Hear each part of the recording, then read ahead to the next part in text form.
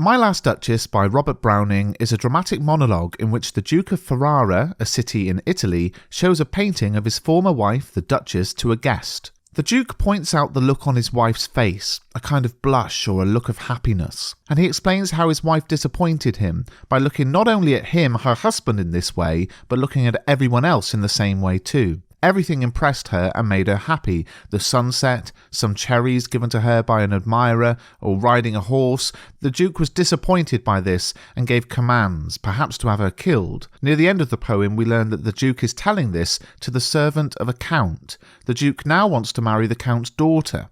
Although the Duke thinks he is all-powerful, there's evidence in the poem that he perhaps is not quite as powerful and in control as he thinks.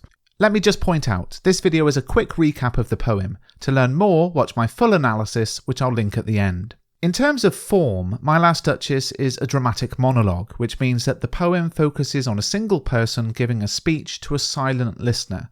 But the speaker is not the poet, so this isn't Robert Browning talking, he is writing from the perspective of the Duke of Ferrara. Browning's use of the dramatic monologue form presents the Duke as powerful. The Duke is the only one we hear from. The listener remains silent throughout whilst the Duke dominates proceedings and controls the situation. Similarly, Browning's use of structure presents the Duke as powerful and in control. This poem is written entirely in iambic pentameter, which is lines of 10 syllables per line, with every other syllable being stressed, and the rhyme scheme is also tightly controlled, with the whole poem being written in rhyming couplets. You can see wall, call, hand, stand, said, read, etc. I'm just showing you the beginning of the poem on screen, but it's the same throughout. This tight control of rhyme scheme and iambic pentameter throughout reflects the tight control of the Duke. And let's look at some examples of language usage which present the Duke as powerful and controlling. Look at the personal pronoun my, which is repeated throughout the poem. Here we see it referring to my last Duchess. This suggests the Duke is self-obsessed, and also that he believes his wife belongs to him. So he's not only possessive, but he sees the Duchess herself as one of his objects that he owns. The manner in which the Duke speaks to the envoy through the terms sir and you also presents the Duke as powerful. These are formal terms of address. They actually might seem quite polite to a modern reader, but they're not. They clarify the Duke's superiority over the envoy. The more personal terms of thou and thee might have been used if they were on friendly or equal terms. So the Duke is keen to point out that he is socially superior and again powerful in this moment. And look at the questions the Duke asks of the envoy. Will it please you sit? And will it please you rise? These are not really questions at all. They are demands. The Duke frames his demands as questions, but make no mistake, this is a social superior demanding something from an inferior. Now, the poem doesn't contain much figurative language, such as similes or metaphors, but there are a couple of examples, and one of those is with the piece of artwork which is talked about at the end of the poem, the Claus of Innsbruck statue of Neptune taming a seahorse. Neptune was the Roman god of the sea, best known as this big, strong, barrel-chested, masculine, domineering god, and here he is in the sea taming a wild creature. We can read this as a metaphor for the Duke himself and what he feels his role is over women, to domineer and control, and this leads into some points on context. Although My Last Duchess is set in the Italian Renaissance between the 14th and 16th century, it was written and published during the Victorian era in 1842.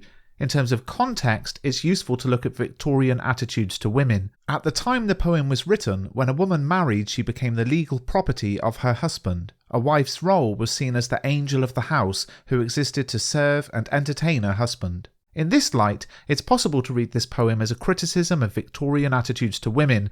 It can be argued that the Duke's obsession with fixing the behaviour of his wife links to Victorian society's obsession with the reputation of women being perfect. When the Duke's wife didn't act how he wanted her to, this undermined his status as powerful and controlling. However, it is also possible to see a lack of power in the poem.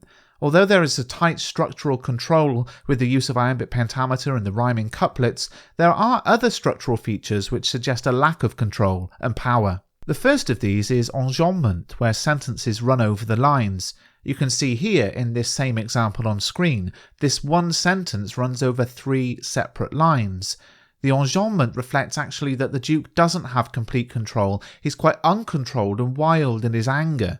So although he does everything he can to control others, which is reflected in the tightly controlled use of rhyming couplets and the iambic pentameter, the fact is he can't even control himself. Seen through the enjambment, he can't stop this blurting out of emotion. Added to that, the poem is structured as one long stanza. Why is that? Well, one reason is the speech never breaks or pauses significantly, which reflects how the Duke doesn't stop. The fact that the Duke's dialogue is this sprawling, uncontrolled speech suggests a lack of power and control. So which poems compare well with My Last Duchess? Well, in terms of misguided notions of power, Ozymandias, Extract from the Prelude, Kamikaze and Tissue are perhaps the most obvious picks. But which other poems would you compare it with, and why? Put your comments in the comment section. For more on this poem, pick up a copy of Mr. Bruff's Guide to Power and Conflict Poetry, available exclusively in ebook form and linked in the description. If you like this shorter style of analysis video, do give it a thumbs up and I'll make some more. But remember, this video isn't intended to tell you everything you need to know about the poem. It's a recap for revision purposes. For the full lesson, check out the video linked here on the screen.